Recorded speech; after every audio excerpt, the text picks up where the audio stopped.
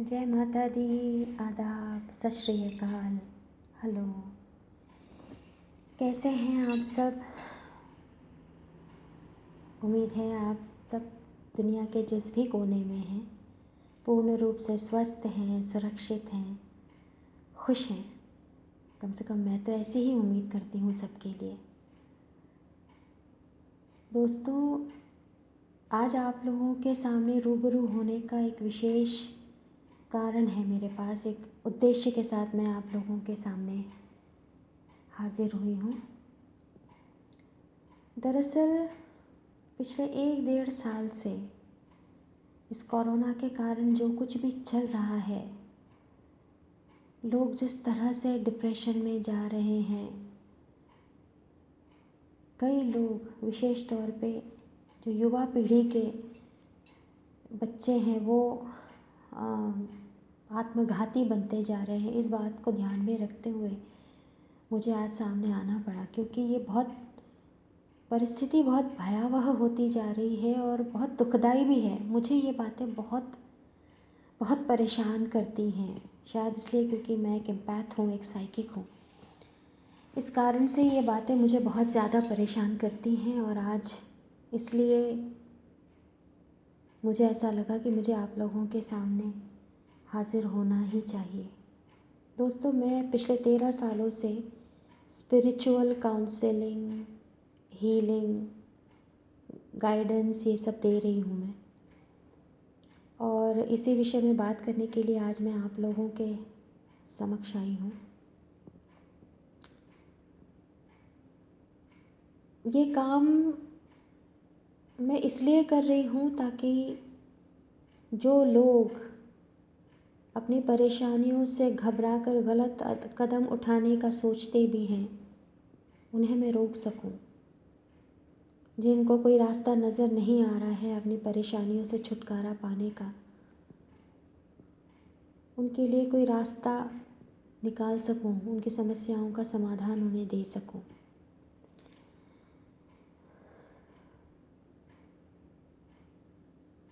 दोस्तों देखिए, हम सब इस वक्त बहुत ही बड़े मुश्किल दौर से गुज़र रहे हैं। मैं भी शामिल हूँ इसमें।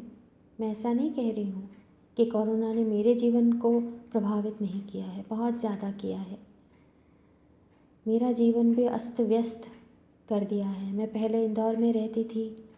19 साल तक इंदौर में रहने के बाद इस कोरोना की वजह से मुझे अचानक भोपाल शिफ्ट होना पड़ा। तो ये छोटी बात नहीं है, पर ठीक है, हमें समय के साथ बहना ही होगा। हम बदलाव को रोक नहीं सकते और ना ही हमें उसके खिलाफ जाना चाहिए। हमें बदलाव को स्वीकार करना ही पड़ेगा।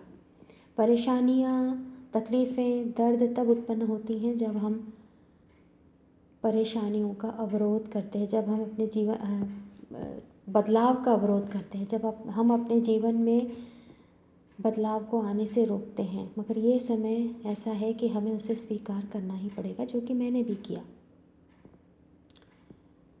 इसीलिए मैं आप सबसे हाथ जोड़कर विनती करती हूँ कि कोई भी गलत कदम ना उठाकर आप किसी साइकिक, किसी स्पिरिचुअल काउंसलर, किसी टैरो कार्ड रीडर से संपर्क करें, जो आपको गाइडेंस दे सकते हैं, जो आपके प्रॉब्लम का कोई ना कोई सल्यूशन दे सकते हैं, जिनमें एक मैं भी हूँ।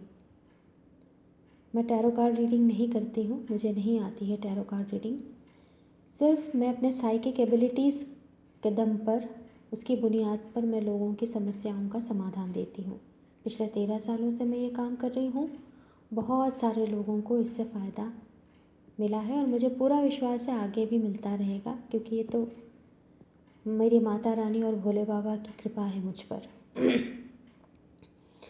तो बस दोस्तों, ये काम मैं प्रोफेशनली कर रही हूँ।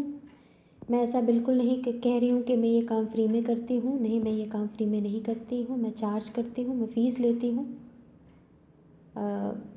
वो फ़ीस क्या है, कितनी है, वो आप मुझसे जब संपर्क करेंगे मेरे व्हाट्सएप नंबर पर, तब मैं आपको बता दूँगी।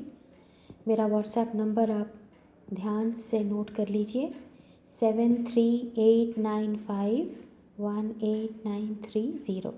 ये मेरा व्हाट्सएप नंबर है, इसे आप नोट डाउन कर लीजिए। मैं फिर से रिपीट कर रही हूँ, 7389518930। ये मेरा व्हाट्सएप नंबर है। आप अपनी परेशानियों के बारे में मुझे व्हाट्सएप कर सकते हैं। मैं आपकी जो भी परेशानियां हैं पहले उसके बारे में पढ़ूंगी, आपसे सुनूंगी, उसके बाद ही मैं आपको बताऊंगी कि आपको क्या करना है और क्या नहीं करना है।